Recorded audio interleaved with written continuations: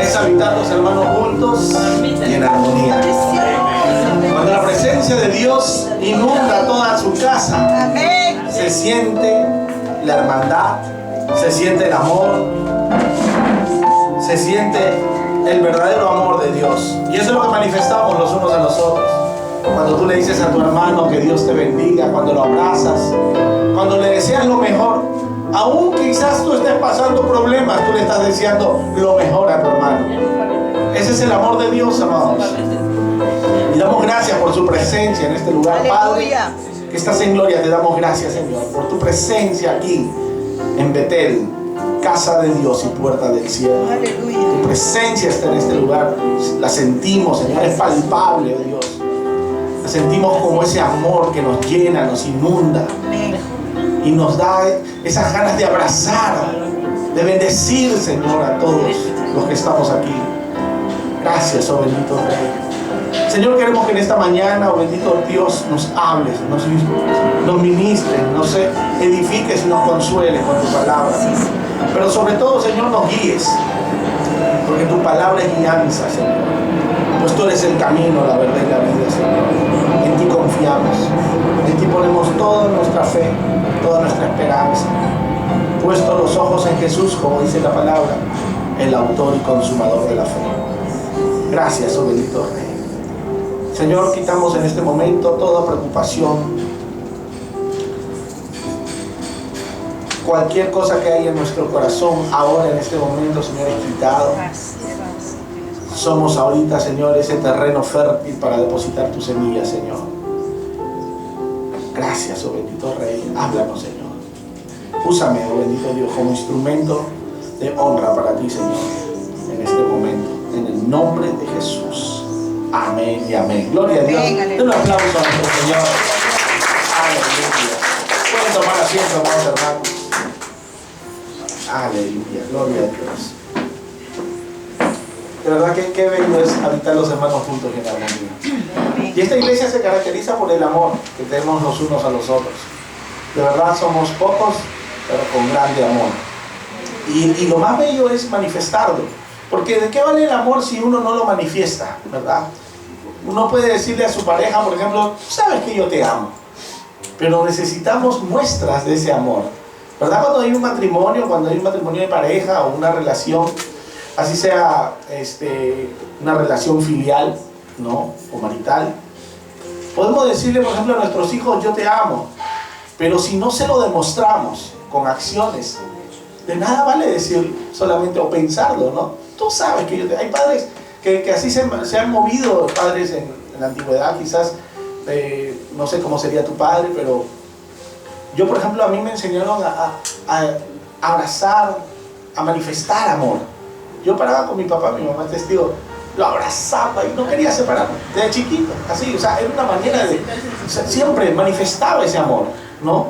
Y ahora que estoy en Cristo, mucho mejor todavía, porque me siento libre para expresarlo. Así como tú y yo, algunos no tuvieron esa dicha, por ejemplo, tuvieron padres que eran muy hoscos, ¿no? Y que no, una palmadita en el hombro y suficiente. Pero ahora que estamos en el caminar en Cristo y sabemos que hay un Padre eterno que nos ama, nosotros expresamos ese amor. Y lo hacemos sin dificultad, porque es algo que brota de nosotros. Amén. Gloria a Dios. El que no tiene el amor de Dios, no tiene a Dios. Así de simple, porque Él es amor. Amén.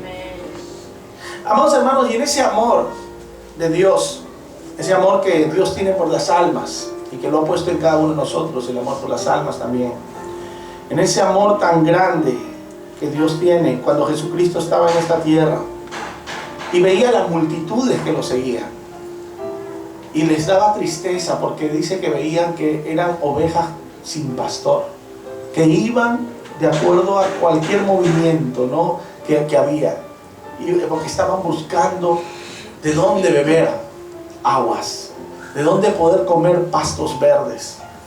Y Jesús estuvo aquí en esta tierra y les dio alimento espiritual y también les dio alimento material, ¿no? Nosotros vamos al Evangelio de Juan, capítulo 6. Yo estaba meditando en esta mañana acerca de este pasaje bíblico, ya todos lo conocen, Pero este es un mensaje, es una porción de la palabra que tiene muchas luces, ¿verdad? Que uno lo puede ver de diferentes formas, porque siempre el Señor nos habla. A través de un versículo bíblico, el Señor nos da revelaciones con diferentes luces, como digo. Dice aquí la palabra en el capítulo 6 del Evangelio de Juan: después de esto, Jesús fue al otro lado del mar, de Galilea, el de Tiberias. Y le seguía gran multitud, porque veían las señales que hacían en los enfermos. Entonces subió Jesús a un monte y se sentó allí con sus discípulos. Y estaba cerca la Pascua, la fiesta de los judíos. Cuando alzó Jesús los ojos y vio que había venido a él gran multitud, dijo a Felipe: ¿de dónde compraremos pan para que coman estos? Yo quiero que nos enfoquemos bien a cómo Jesús estaba hablando a sus discípulos. Miren lo que les dice. Él alza sus ojos y ve que había venido a él gran multitud. Dijo a Felipe: ¿de dónde compraremos para que coman estos? No, Jesús le está diciendo a Felipe. Pero esto decía para probarle, porque él sabía lo que había de hacer. O sea, Jesús ya sabía lo que iba a hacer. Él sabía que iba a multiplicar alimento para toda esa gente. Pero estaba probando. Miren, estaba probando a Felipe. Hermano, muchas veces Jesús nos prueba y nos pone en cosas, en aprietos, como quien dice, ¿no? Porque imagínense, una gran multitud, un gran problema que tienes tú, ¿verdad? Porque ¿quién no tiene problemas acá? Todos tenemos diferentes tipos de problemas, unos más grandes, otros más pequeños. Quizás para ti sea pequeño el de tu hermano, pero para él es grande. O sea, cada uno tiene diferentes tipos de pruebas. Y le dice algo para probarlo: ¿de dónde compraremos pan para que coman esto? Y le dijo para probarlo. En versículo 7 dice: Felipe le respondió: 200 denarios de pan no bastarían para que cada uno de ellos tomase un poco. Miren, Felipe comienza a sacar cuentas. Felipe quizás no era el tesorero, pero era un hombre que ve el problema, la dificultad y dice: bueno, son como 5,000 personas. Y comenzó a sacar cuentas, ¿no? Saca números, dice, y saca un monto y dice: 200 denarios de pan no bastarían para que cada uno de ellos tomase un poco. Ese es lo que piensa Felipe. Ahora, vamos a otro discípulo. Uno de sus discípulos, Andrés, hermano de Simón Pedro, le dijo: aquí está un muchacho que tiene 5 panes de cebada y 2 panecillos. Mas, ¿qué es esto para tantos? Mire, parece algo ilógico, ¿no? A uno le dice, para probarlo, ¿cómo le daremos de comer, ¿no?, a toda esta multitud? Y él dice: saca cuentas, 200 denarios no alcanzarán, ni siquiera para que puedan comer un poquito de pan. El otro discípulo va y dice, Andrés dice: mira, Señor, aquí tenemos 5 panes y 2 peces. ¿Cómo se le ocurre? Tú irías delante de Jesús, está preguntando para darle de comer a una multitud, y vas y traes a un jovencito que tenga solo 5 panes y 2 peces. O sea, dirías, pues no, porque Andrés no fue con la intención de que iba a multiplicar eso, sino decirle, en otras palabras: Jesús, no hay. Mira, esto es lo único que hay. A veces nosotros ponemos entre los problemas, las dificultades, unos comenzamos a sacar cuentas. Bueno, ¿podré resolver esto? Y nos vamos, como quien dice, a la situación esta que dice en el Evangelio de Lucas. No se muevan de Juan, ¿ok? Dice en Lucas capítulo 14, versículo 28. Miren lo que dice Lucas 14, 28.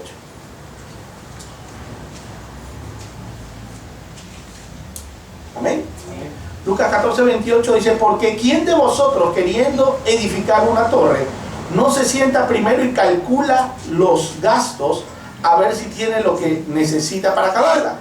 No sea que después que haya puesto el cimiento y no pueda acabarla, todos los que vean comiencen a hacer burla de él, diciendo: este hombre comenzó a edificar y no pudo acabar. ¿Ok? Aquí está hablando de un hombre que se tiene que sentar primero, sacar cuentas. Si quiere edificar algo, este hombre, sacar cuentas para ver si lo puede terminar, ¿no? Estaba haciendo como Felipe. Felipe dice: bueno, mire, esos 200 denarios no creo que alcance, vamos a necesitar más, Señor, y no tenemos ese dinero. ¿verdad? Pero en este pasaje de la Biblia dice, porque ¿quién de vosotros queriendo edificar? O sea, es la voluntad de uno. Cuando es tu voluntad, miren, yo entendí algo aquí, que a veces nosotros queremos hacer muchas cosas, pero cuando es que lo que tú quieres hacer, tú tienes que sentarte, cuando es tu voluntad, cuando es tu deseo, ¿verdad? Hacer algo, te tienes que sentar y a ver si lo puedes hacer, porque si no quedarás en vergüenza. Pero cuando el deseo es de parte de Dios, no te vas a sentar a sacar cuentas, porque el que lo desea no eres tú, sino que es Dios. Y cuando Dios lo desea, Él es el que va a proveer. Él es, hermano, nosotros vemos tantos testimonios. Por ejemplo, el otro día escuchaba de un testimonio de un pastor que comenzó también así una obra y dijo, bueno, es necesario construir un templo. Y va y llama a los ingenieros, ¿no? Y le dice, ¿y con cuánto cuentas para construir? Ahorita no tengo nada, dice. Pero esto es de parte de Dios, porque Dios ha puesto en mí ese anhelo y ese mover de construir un lugar donde podamos alabarle. Y decía, pero ¿cómo vas a hacer eso si no tienes los medios? O sea, no sé, tú hazme los planos nomás, que nosotros oraremos y Él proveerá. Y dice el testimonio de este pastor, que de repente los mismos hermanos comenzaron a poner en su corazón el poder sembrar para la obra. Y eran hermanos muy humildes, pero de repente esos hermanos a los cuales el pastor veía como muy humildes, de repente comenzaron a traer bendición para la obra, ¿verdad? Y el Señor comenzó a prosperar a cada hermano de la iglesia. Y de una manera sobrenatural construyeron ese lugar. Entonces, yo me ponía a pensar, así también a veces sucede con nosotros. Cuando es la voluntad de Dios de hacer algo, Él va a proveer. Cuando tú tienes el deseo, por eso dice aquí, porque ¿quién de vosotros queriendo edificar, tú quieres edificar, pero no tienes que sacar cuentas, sino que hace burla? Pero cuando no eres tú el que quiere, sino que es Dios el que quiere, Él es el que va a proveer. Hermano, yo no sé cuál es la situación de cada uno de nosotros. Cada uno de nosotros tiene diferentes tipos de problemas. Pero una cosa sí, yo sí creo, y estoy seguro en eso que creo, es que si Dios te dijo algo que hicieras, Él te va a proveer.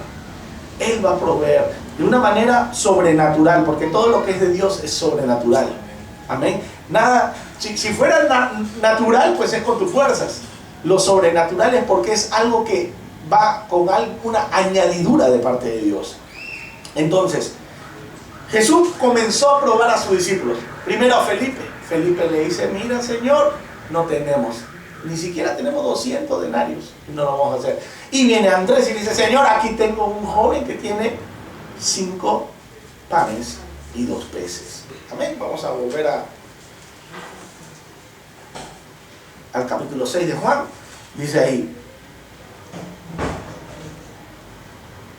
Andrés, versículo 9, aquí está un muchacho que tiene 5 panes de cebada y 2 pececillos. Mas, ¿qué es esto para tantos?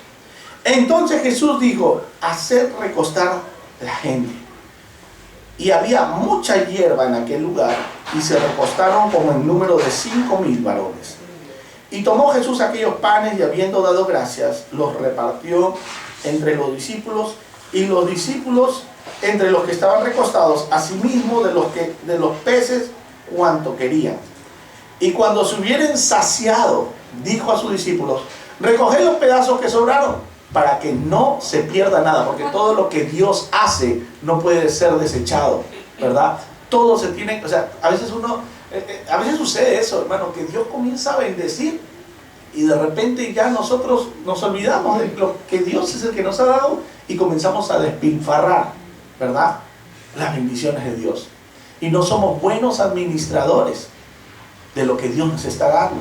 Entonces ahí es donde comienzan los problemas. Dios no quiere que se deseche nada. Cuando Dios hace algo sobrenatural, nosotros tenemos que saber administrarlo, ¿no?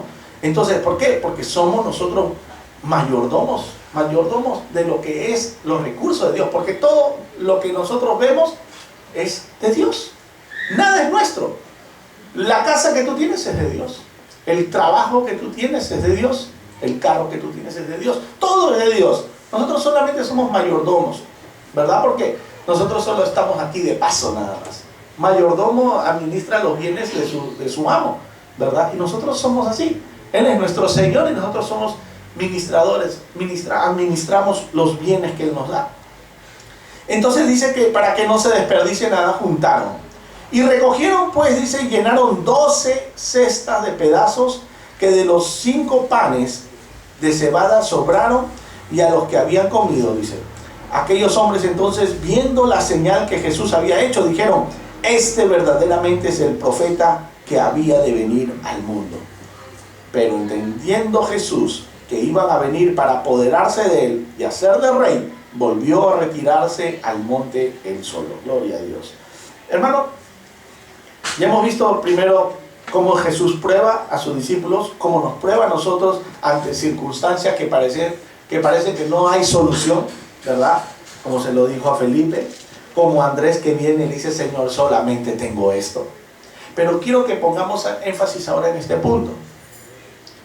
Ese niño, ese jovencito que tenía ese cesto, yo creo que Andrés vino y le dijo: ven, te voy a llevar donde el Señor, donde Jesús. ¿Qué es lo que tú tienes ahí? Yo solo tengo esto. Solo tengo 5 panes, 2 pececillos. Eso es todo lo que tengo. Y fue y se lo llevó. Mire, no objetó. El jovencito dice: ha dicho, no, esta es para la comida mía y la de quizás de mi familia que está aquí. No la puedo llevar allá, porque si no nos va a alcanzar a nosotros. O sea, en otras palabras, hermano, cuando uno da todo lo que uno tiene, todo, no una parte, todo, porque en ese momento estaban en un lugar apartado y se había llevado él, ese jovencito, su provisión, ¿verdad?, para poder comer él y quizás los suyos. Pero el joven no reparó en eso y fue y dijo: ok, es para Jesús. Se lo llevó todo. Y cuando tú das todo para Jesús, Dios multiplica eso poco que uno tiene en una cantidad que ni siquiera te puedes imaginar. No te estoy hablando de cosas materiales, aquí no estamos hablando de que el Señor te va a saciar. Te estoy hablando también hasta lo espiritual, ¿verdad? Porque a veces lo enfocamos de que quiero más riquezas, quiero más y más. No, si tú no estás preparado para tener muchas riquezas, esas riquezas te van a más bien a hacer torpeza, van a ser piedra de tropiezo para tu crecimiento espiritual. Pero lo que sí quiero decirte es una cosa que nosotros vemos a través de la Biblia, que cuando uno lo da todo al Señor, el Señor multiplica eso que tú has dado. Por ejemplo, ustedes se acuerdan de la viuda de Sarepta, ¿no? Va el profeta y le dice, eso está en Primera de Reyes, ¿verdad? En Primera de Reyes, capítulo 17. Primera de Reyes, capítulo 17, versículo 8. Dice: vino luego a él palabra de Jehová diciendo: levántate, no, a Elías, está hablando de Elías, levántate, vete a Sarepta de Sidón y mora allí, y aquí yo he dado orden. Mira, el Señor dio orden allí a una mujer viuda que te sustente. O sea, no era porque la mujer era muy buena y le iba a dar al profeta, era porque ya había una orden de parte de Dios. Y cuando Dios te ordena algo a tu corazón, hermano, uno lo hace. Es algo que está adentro, que tiene que salir.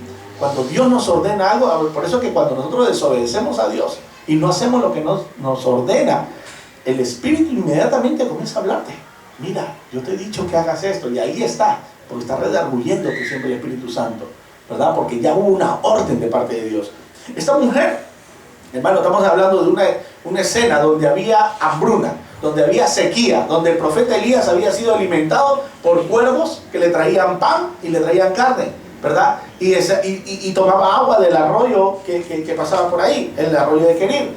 Y de repente el arroyo comenzó a secarse y el Señor le dice: mira, ándate allá a Sarepta, ¿no?, de Sidón, y ahí mora una viuda a la cual yo le he dado una orden para que te sustente. Entonces él se levantó y se fue a Sarepta, y cuando llegó a la puerta de la ciudad, he aquí una mujer viuda que estaba allí recogiendo leña, y él la llamó y le dijo: te ruego que me traigas un vaso de agua en un vaso para que beba. Acuérdense que había sequía y todavía le pide a la viuda agua. O sea, de lo poco que podía tener la viuda va y no hace como por una orden de parte de Dios, la viuda se lo iba a llevar. Dice versículo 11, y yendo ella para traérsela, él la volvió a llamar y le dijo, te ruego que me traigas también un bocado de pan en tu mano. Y ella respondió, vive Jehová tu Dios, que no tengo pan cocido, solamente un puñado de harina tengo en la tinaja y un poco de aceite en una vasija. Y ahora recogía 2 leños para entrar y prepararlo para mí, para mi hijo, para que lo comamos y nos dejemos morir. O sea, ese era su último alimento, la última comida que iba a tener esa viuda con su hijo. Y ya se iba a rendir a la muerte. Elías le dijo, dice el versículo 13, no tengas temor, ¿no? Lo primero que el Señor nos quiere quitar es el temor. Porque con temor, hermano, no se puede hacer las cosas que Dios te manda. No tengas temor. Ve, haz como has dicho. Pero hazme a mí primero de ello una pequeña torta cocida debajo de la ceniza y tráemela, todavía con exquisiteces todavía el profeta, ¿no? Y después harás para ti y para tu hijo, porque Jehová Dios de Israel ha dicho así, la harina de la tinaja no escaseará, ni el aceite de la vasija disminuirá hasta el día en que Jehová haga llover sobre la faz de la tierra. Y ya todos sabemos, ella lo hizo y efectivamente no escaseó la harina ni menguó el aceite. Pero ¿por qué sucedió eso? Porque esta viuda dio todo lo que tenía. Todo lo que tenía. Lo único que tenía, un puñado de harina y un poco de aceite. Y dijo, ok, solo tengo este poco, hazlo. Y prepáramelo primero a mí y luego para tu hijo. Y tú y tu hijo lo comerán. Y efectivamente no escaseó. O sea, dar todo a Dios. A veces dice, bueno, pastor, pero claro que es fácil dar todo cuando es poquito, pero cuando es mucho. Acuérdense del rico que le dijo, ok, vende todo lo que tengas y dáselo a los pobres y sígueme. Es más difícil cuando tienes mucho.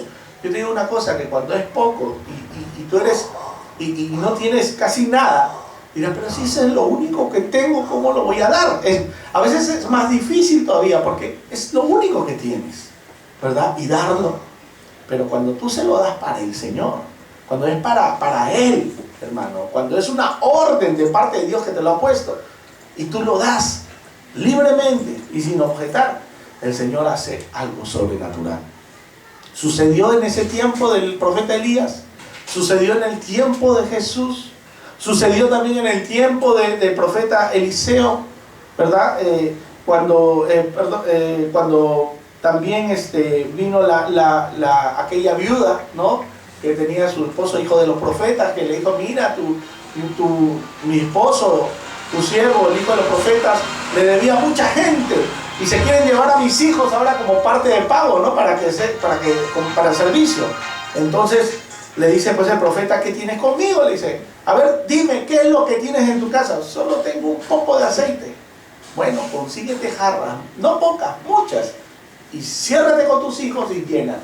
Y luego, cuando tengas todo eso, venme a ver, ¿no? Cuando termines de llenar todas esas jarras. Y verdaderamente pues comenzó y no escaseaba, y no escaseaba. O sea, lo único que tenía ella era un poco de aceite. E hizo como el profeta le ordenó. En otras palabras, hizo como Dios le ordenó, porque el profeta era la voz de Dios, ¿no? Usaba el profeta. Hermano, por eso, cuando en lo poco eres fiel, en lo mucho Dios te va a poner.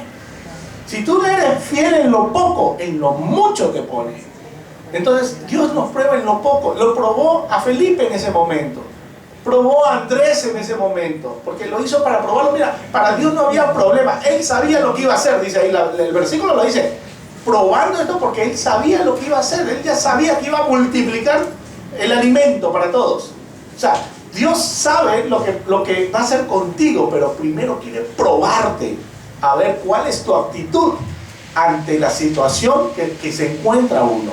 Hermano, y muchas veces esa prueba es difícil, porque cuando hay escasez, cuando tú en tu mente natural comienzas a sacar cuenta y dices, pues no voy a poder lograrlo, ¿verdad? Viene una cuenta tremenda, por ejemplo, del banco, y está la cuenta ahí, y tú dices, bueno, a ver, y comienzas a contar, solo monedas nomás tengo, ¿y cómo hago para pagar? Y comienzas a sacar cuenta, y dices, Bueno, si junto de aquí, junto de allá, le pido prestado a fulanito, menganito, ni aún así me alcanza todavía para pagar. Entonces, pero Dios te dijo, dame lo que tienes. ¿Cuánto tienes? Señor, pero solo tengo esto. A ver, declárame. Entonces uno declara, Señor, solo tengo esto. Ok, ahora vas a ver mi mano. Ahora vas a ver mi mano. No te estoy diciendo que me traigas aquí no, es que nosotros tenemos que declarar qué es lo que tenemos delante de Dios, para que veas que no va a ser con tu fuerza lo que va a hacer el Señor, sino que vas a ver lo sobrenatural de Dios. Hermano, yo muchas veces lo he visto, muchas veces lo he experimentado, y te lo digo que es sorprendente, y lo único que puedo decir en ese momento es gracias, Señor, la bendición que me has dado. Gracias, Señor, porque es algo inesperado.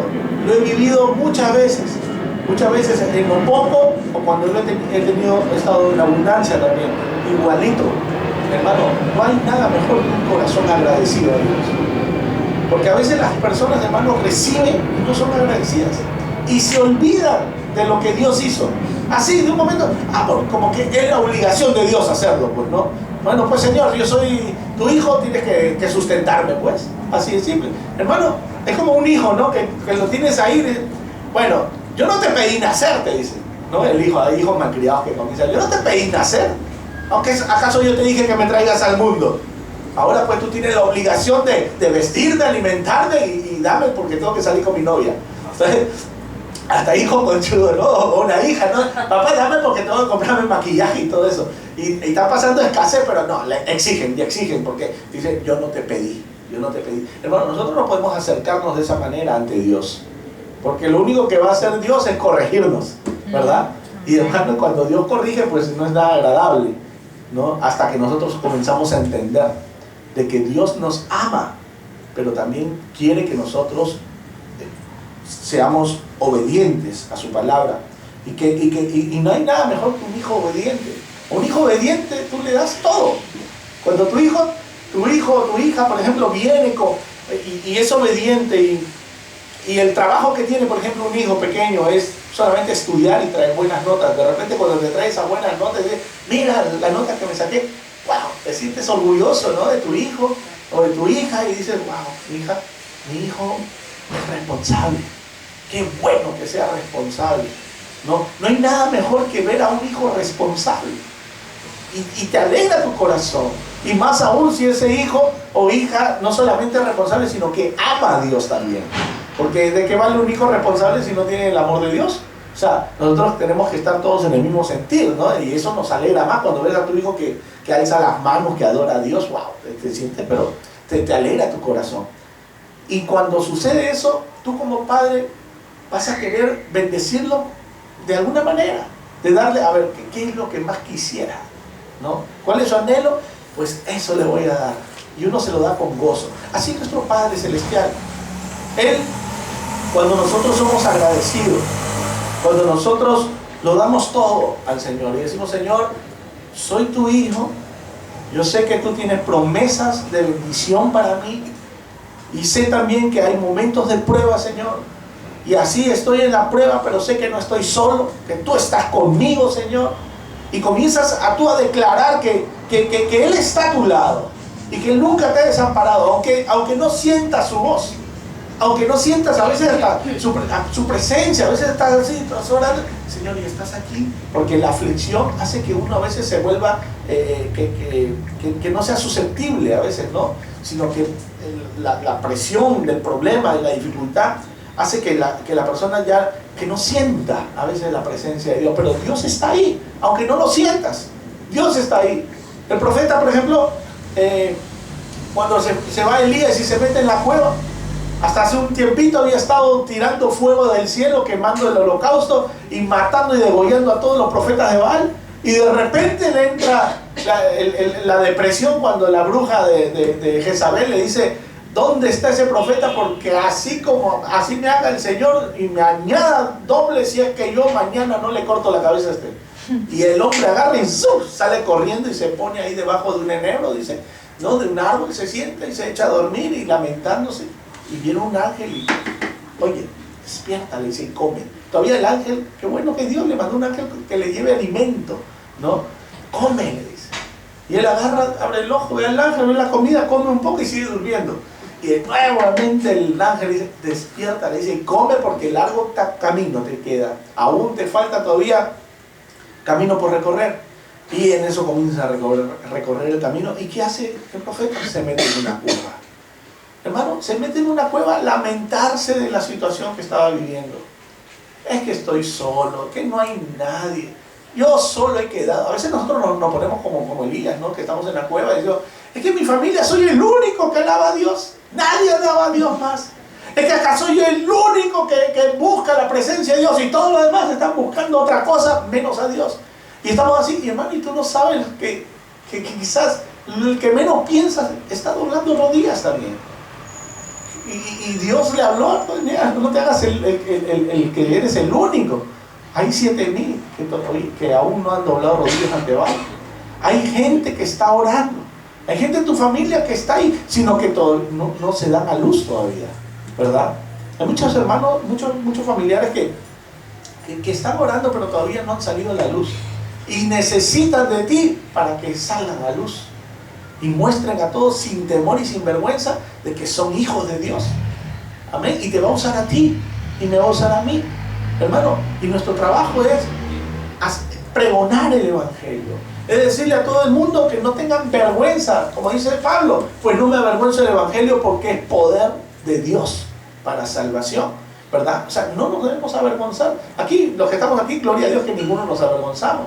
Pero hay veces que, hermano, que los hijos pequeños cuando están en el colegio, en las cosas, oye, y tú eres cristiano, y tú vas allá donde los aleluyas, y tú vas los domingos ahí, dicen, no, mis papás van, pues, dicen, no, o sea, mi papá es el que va, pero yo voy porque, bueno, mi papá me gusta, pero, y no son capaces de decir, sí, yo también soy de Cristo.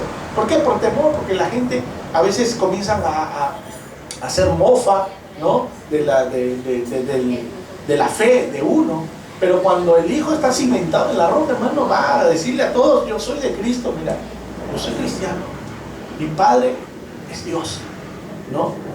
Y te aconsejo, y de repente el hijo comienza a evangelizar ahí en el colegio, ¿no? Entonces, por eso nosotros, hermanos, debemos declarar que somos hijos de Dios y sobre todo ser obedientes a Él.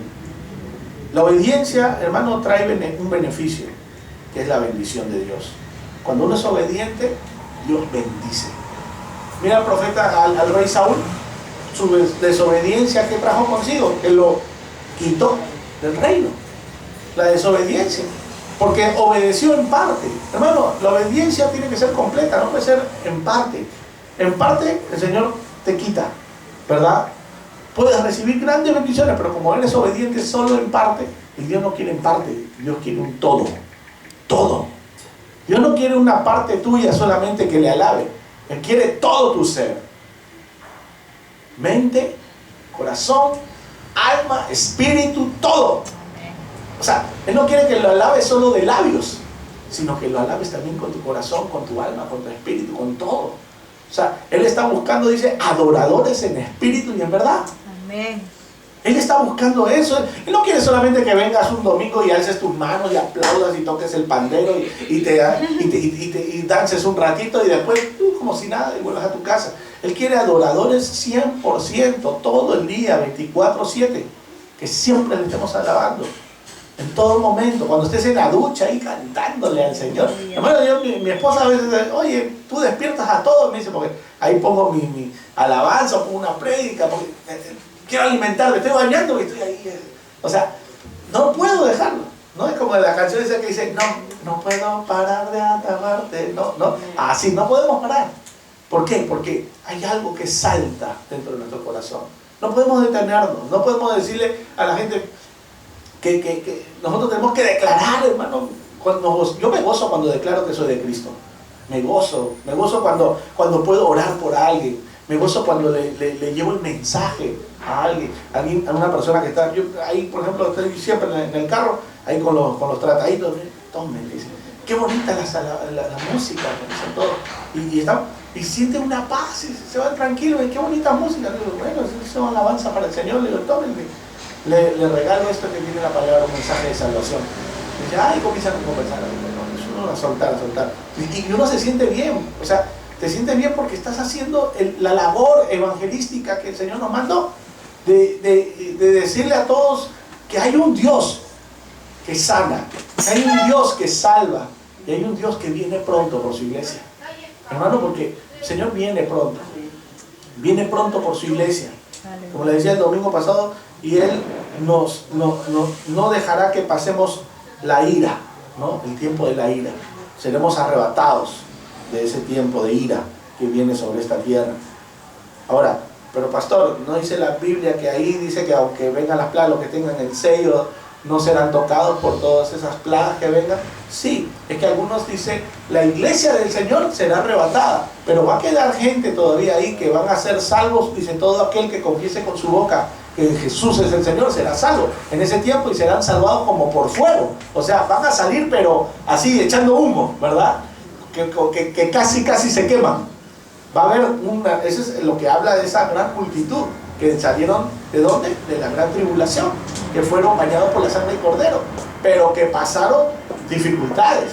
Pero tú y yo estamos en este tiempo, hermano, que nosotros podemos gozarnos de que vamos a ser arrebatados, su iglesia, con Cristo. Y no vamos a pasar ese tiempo. O sea, muchos ahí comienzan, no, pero yo, hay los que son antes de la tribulación, después de la tribulación, durante la tribulación, que la iglesia se va antes, después, durante. Hermano, lo que yo sí estoy seguro es que nosotros no vamos a pasar la ira de Dios, porque la ira no viene para sus hijos, la ira viene para los que son desobedientes, ¿verdad? Entonces, lo que sí hay un mensaje aquí grande y poderoso es que Dios quiere multiplicar lo poco que tú tienes. Si tienes poca fe, Dios la quiere multiplicar. Quiere que sea, nuestra hermana dijo bien claro que Señor, tú tienes una medida de fe para cada uno, ¿verdad? Cada uno tenemos una medida de fe, pero el Señor la quiere multiplicar todavía, cuando tú le entregas todo. Porque nosotros, la palabra de Dios dice que no vivimos por fe, perdón, no vivimos por vista, sino por fe, ¿no? Dice Hebreos capítulo 10, Hebreos capítulo 10, versículo 35, dice la palabra. Amén, ¿lo tienen? Hebreos 10, 35, antes de hablar de toda la fe. El capítulo 11 es la fe ya. Capítulo 10, 35, dice la palabra, no perdáis pues vuestra confianza. Mira, ¿qué dice el Señor? Que no pierdas la confianza, que tiene grande galardón. ¿Y en qué tenemos confianza? ¿En quién? En Jesús, ¿verdad? Dice, no perdáis pues vuestra confianza, que tiene grande galardón, porque os es necesario la paciencia. ¿Cuántos de aquí tenemos paciencia? A ver, alcen su mano los que tienen paciencia. Porque en Cristo, hermano, tenemos que tener paciencia. Acá los impacientes, hermanos, se rinden rápido, ¿verdad? Los impacientes se rinden. Tenemos que tener paciencia. Paciencia, pues la paciencia es de quién, de los santos, ¿verdad? Así es, tenemos que tener paciencia, hermano. Y si no la tienes, pues el Señor te va a decir, ok, hasta que la tengas, ¿verdad?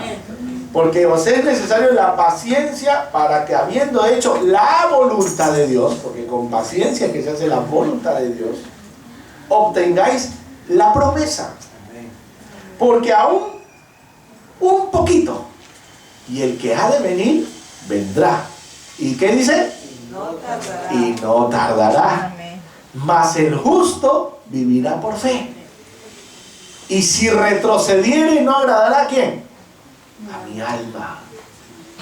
Pero nosotros no somos de los que retroceden para perdición, sino de los que tienen fe para preservación del alma. Gloria a Dios. Hermano, aún un poquito y el que ha de venir vendrá.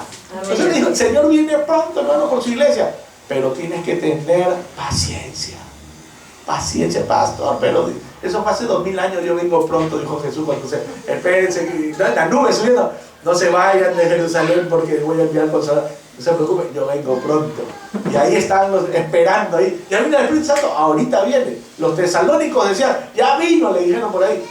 Y Pablo dice, no se asusten, todavía no he venido, porque cuando suene la trompeta, ¿no? Con sonido de trompeta, con voz de arcángel, con trompeta de Dios vendrá, ¿no? Y los muertos resucitarán primero. Y ya comenzó a explicarle, porque la gente estaba asustada. Había gente que les decía, ya vino Jesús, y se quedaron. Decía, hermano, qué triste, ¿no? Que de repente, oye, ya Jesús ya vino, nos hemos quedado. No, el Señor todavía no ha venido, porque ¿sabes cuál es el que tú sepas que Cristo ha venido? Cuando estés con Él. Cuando estés con Él, porque quienes acá tenemos que estar seguros de que nos vamos con Él. Nos vamos con Él, hermano, porque aquí yo no sé si miré, dice, no, hermano, entonces algo te está pasando, ¿no? Tienes que estar, porque la fe de que, esa fe de que sabes que tú eres salvo, hermano, esa misma fe es nuestra confianza de que nos vamos con Él. Porque si no es por gusto estamos aquí.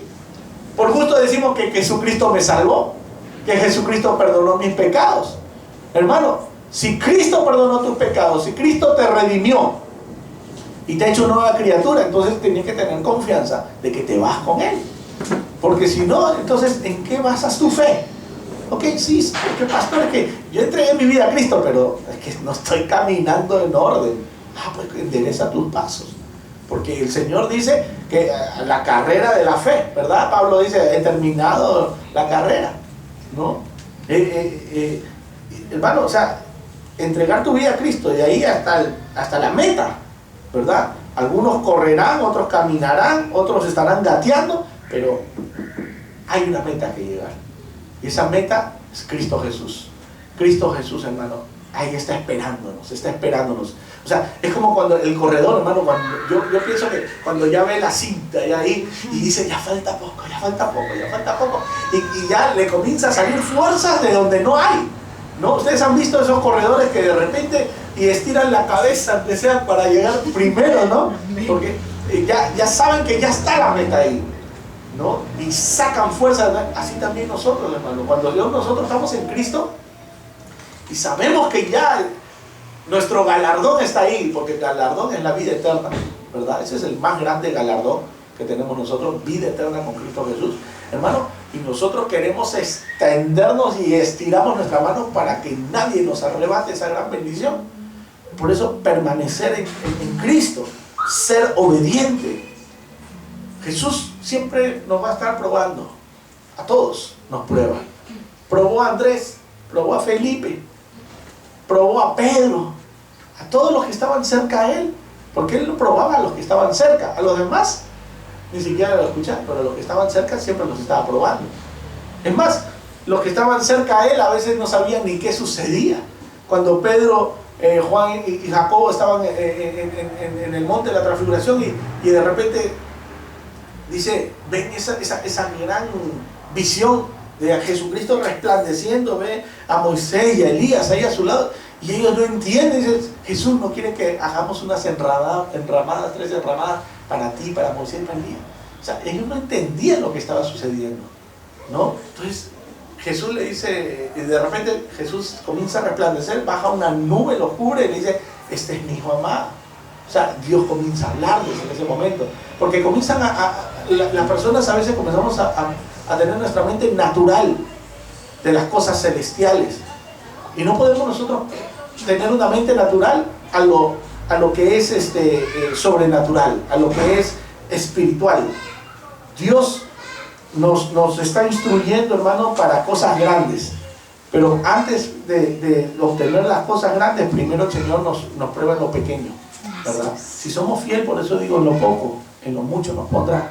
A veces nosotros queremos cosas grandes, cosas maravillosas, y amén por tu deseo, ¿no? Porque uno dice, no, pero es que uno no debe ser conformista, que uno debe pensar en grande siempre, amén. Pero para poder llegar ahí, primero tienes que pasar diversas pruebas, ¿verdad? A veces uno quiere ser, pues, yo quisiera declarar en el nombre de Jesús que los muertos resuciten todos. Hermano, para llegar a ese punto, primero tienes que ir poniendo manos y echando fuera la fiebre, el dolor de cabeza, el dolor de estómago, antes de resucitar un muerto, ¿verdad? Porque la fe que tienes para poder orar por una enfermedad que es simple, de repente esa misma fe va a comenzar a crecer para orar por una persona que está quizás al borde de la muerte. y declarar vida en el nombre de Jesús. Y lo creas, porque una cosa es orar por alguien y ora, Señor, si tú quieres, Señor, no, que lo tienes que creer. Aunque la persona, por ejemplo, ore por aquel que ya está para morir y se muere.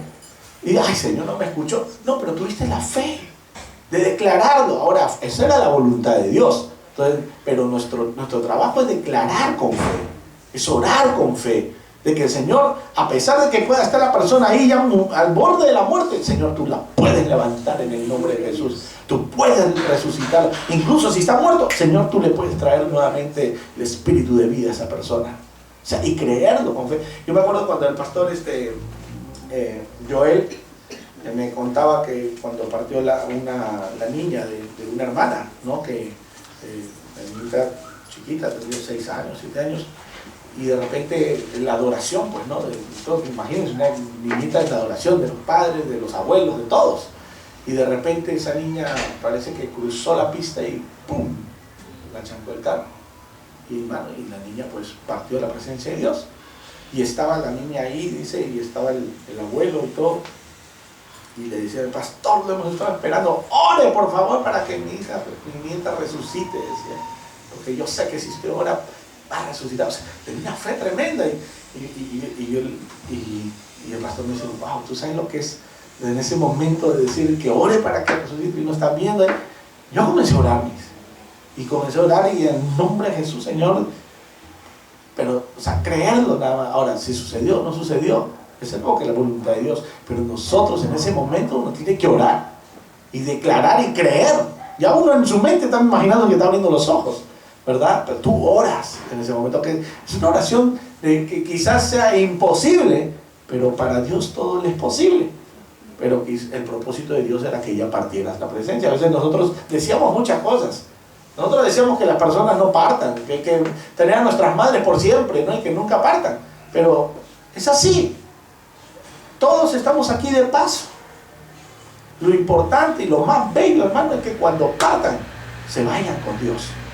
Porque esa es nuestra más grande felicidad. Que un familiar partió y sabemos que está con Dios. Entonces ya, eso nos llena de tranquilidad, de consuelo, ¿verdad? Aunque lo vamos a extrañar, porque extrañamos, ¿quién no extraña a un familiar que partió? Todos extrañamos, ¿verdad? Yo hasta ahorita extraño a mi papá, que murió hace ya, cuando yo tenía 15 años, imagínense. Tengo ahorita ya 46, para cumplir 47, y aún lo extraño a mi papá. Pero sé que yo me lo voy a encontrar. Y ese es mi consuelo, ¿verdad? Sé que en ese momento, cuando esté yo delante de la presencia de Dios, pues, Señor, ¿y dónde está mi papá? Quiero verlo, porque tú prometiste que todos nos vamos a encontrar. Y ahí lo voy a ver joven, claro está, no. Aunque él se fue cuando tenía 45 años, él partió de la presencia de Dios de 45 años. O sea, pero era el propósito de Dios. A veces uno nos vamos antes, uno nos vamos después. Pero lo importante es hacer la voluntad en este tiempo. Estamos en esta tierra de que somos probados.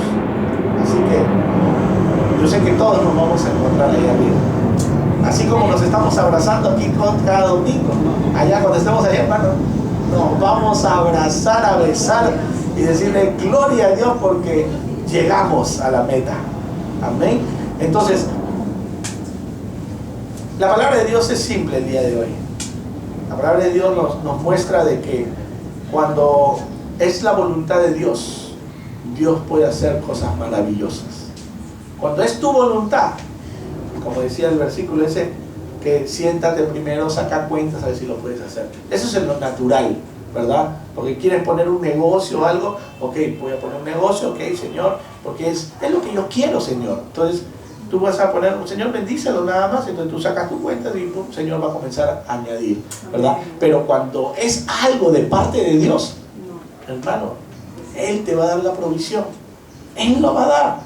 Así que solo confía en Él. Esa es la palabra, confianza en Dios.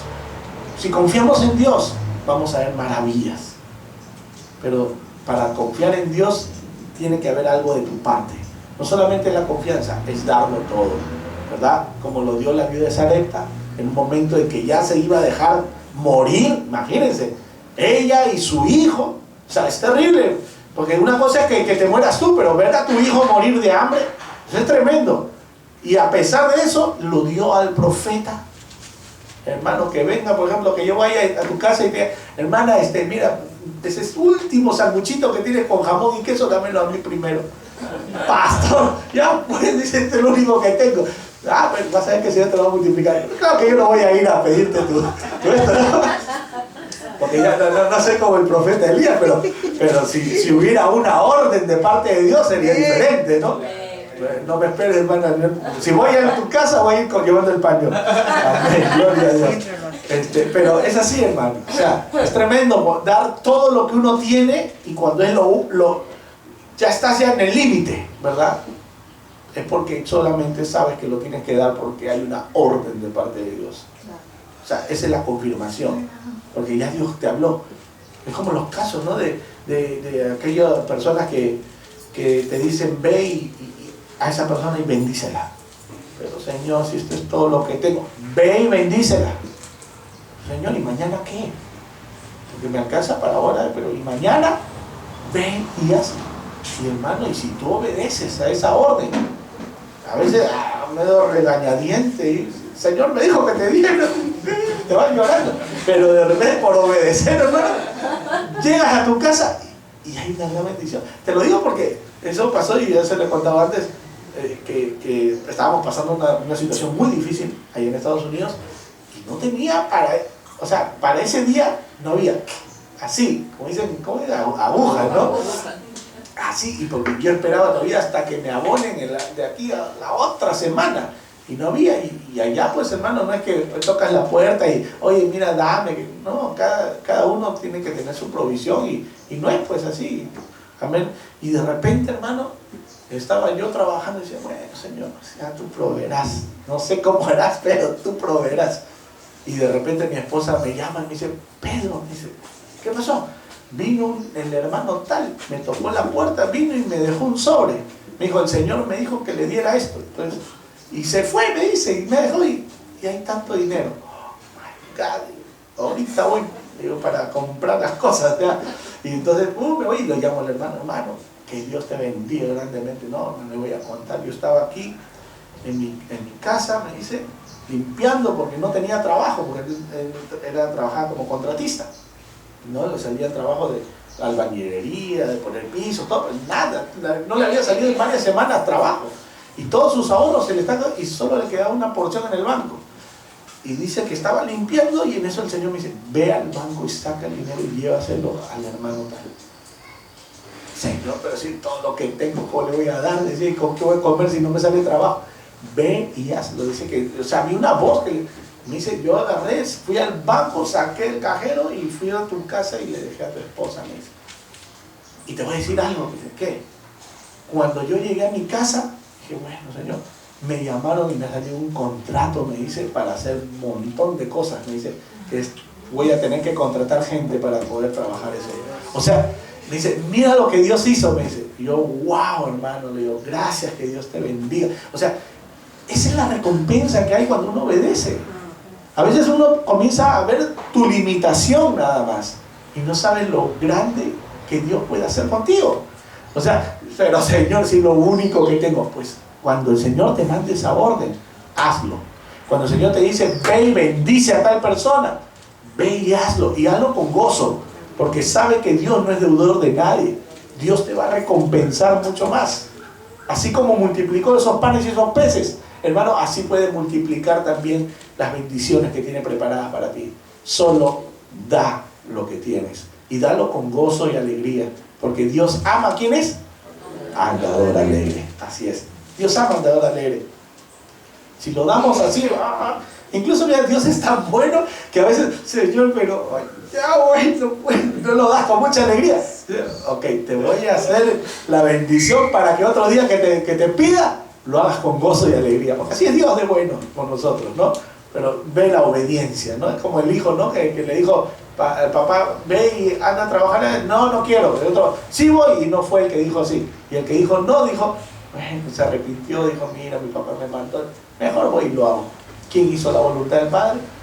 El que dijo no y se arrepintió.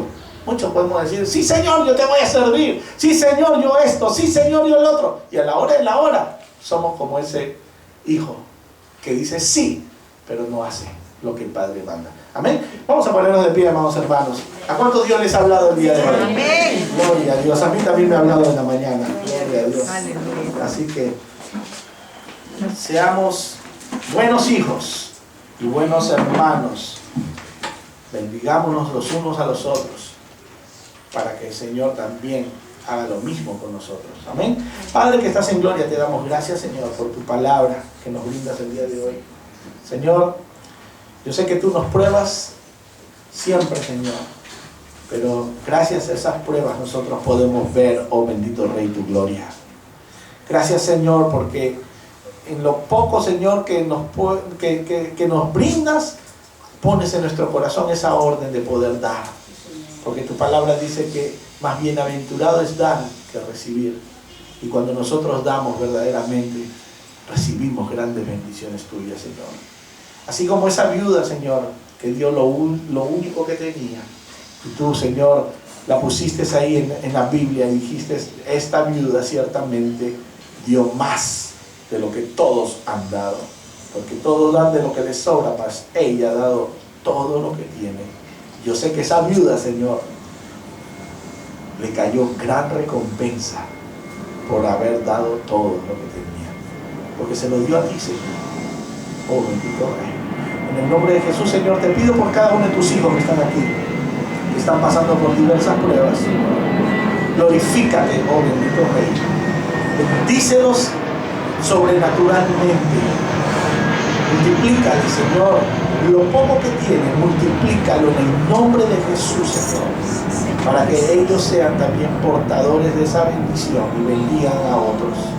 En el nombre de Jesús, Señor, reprendemos cualquier cosa que está hablando en nuestra mente el enemigo, poniendo pensamientos de que no se puede, de que esa es tu situación, de que la situación que estás viviendo no va a cambiar.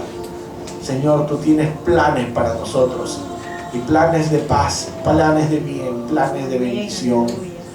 Señor, gracias, oh bendito Rey. Tu palabra dice, muchas son las aflicciones del justo, mas de todas ellas el Señor nos librará. Y tú nos libras, Señor. Tú vas delante como poderoso gigante, Señor, abriendo camino, quitando todo estorbo, Señor, rompiendo cadenas en el nombre de Jesús. Toda atadura que el enemigo ha puesto en nuestra mente, ahora en el nombre de Jesús, Señor, declaramos que somos libres, Señor. Amén. No hay pensamientos, Señor, que digan no, sino todo es sí en ti, oh bendito Rey. En el nombre de Jesús, bendícelo, Señor, a cada uno. Suple toda necesidad, oh bendito Rey, pues tú conoces, Señor, la necesidad de cada uno de tus hijos.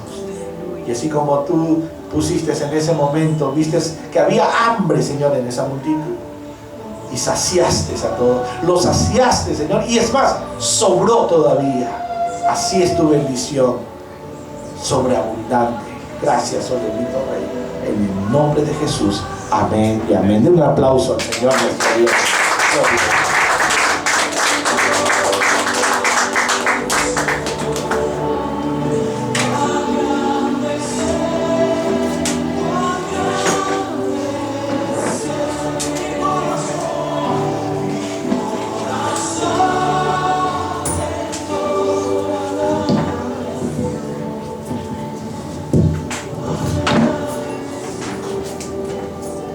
Maravilloso es estar en tu presencia, oh Dios, para adorarte, para alabarte y para bendecirte, Señor. Tu palabra es clara y dice, trae todos los diezmos a la alfolía y alimento en mi casa. Y probadme ahora en esto, dice Jehová de los ejércitos, si no os abriré las ventanas de los cielos y derramaré sobre vosotros bendición hasta que sobreabunde. Betel trae diezmos y ofrendas a la alfolía para darte gracias por todo lo que tú nos has dado, Señor. Y porque nuestro corazón está adorarte mañana, tarde, noche, adorarte, Señor. Y hoy queremos adorarte con nuestros diezmos y nuestras ofrendas.